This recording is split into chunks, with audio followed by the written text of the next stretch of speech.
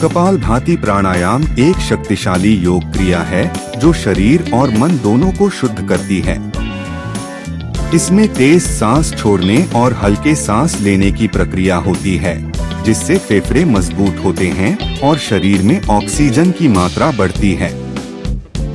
फायदे: पेट की चर्बी घटाने में मदद करता है, पाचन तंत्र को दुरुस्त करता है, तनाव, थकान और आलस्य को दूर करता है, चेहरे पर प्राकृतिक चमक लाता है, दिमाग को शांत और केंद्रित बनाता है।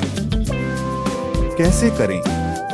सीधे बैठें, रीढ़ सीधी रखें, नाक से गहरी सांस लें और फिर पेट को अंदर खींचते हुए तेजी से सांस बाहर छोड़ें।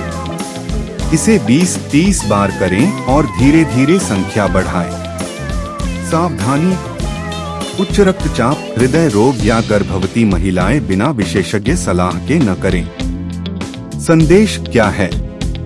कपालभाति शरीर की सफाई और मन की शांति का सरल उपाय है।